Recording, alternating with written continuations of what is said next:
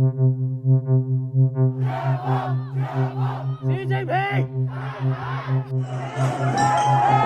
have been protests in dozens of cities, in major urban centers from Shanghai to Sichuan, in college campuses, in business districts. You've seen people coming out onto the streets and protesting against the zero COVID policy that has kept them locked in their homes for many months, but also against the rule of Xi Jinping and a whole series of different social and political grievances.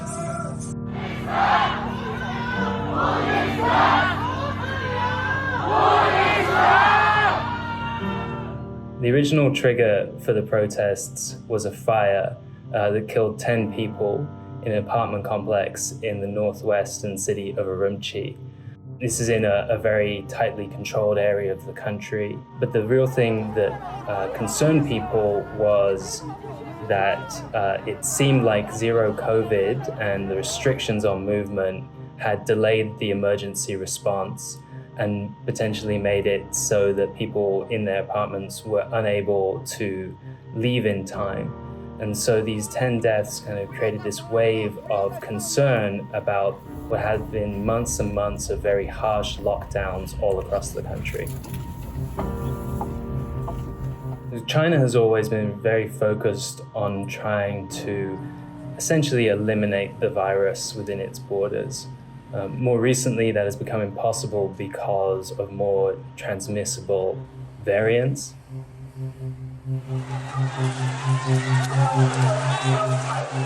Protests in China are almost always about local issues. They tend to be relatively small. They don't last for very long.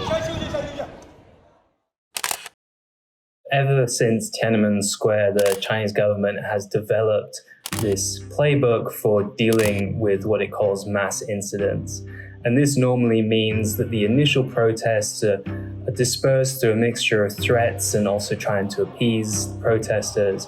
And then afterwards, there will be a huge show of force and a crackdown, which will involve potentially rounding up some of the ringleaders, identifying individuals who were there and going to their homes, possibly putting pressure on them.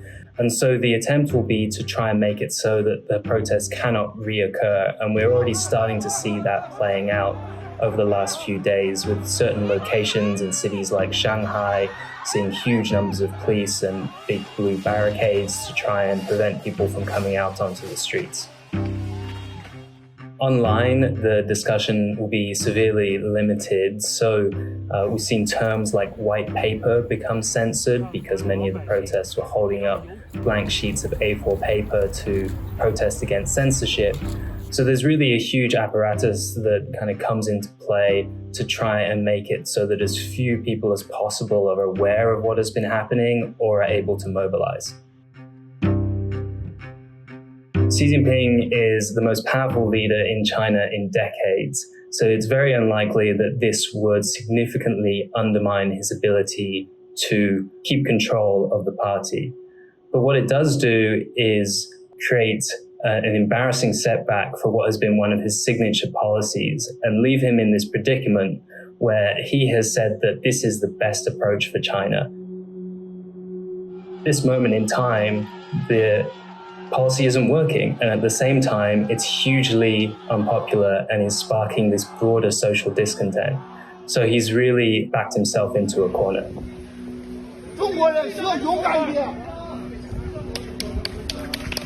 The fine line that the government has to walk is to find a way where it can perhaps make some tweaks to the policy, ease out of some of the worst restrictions without appearing to have reversed course.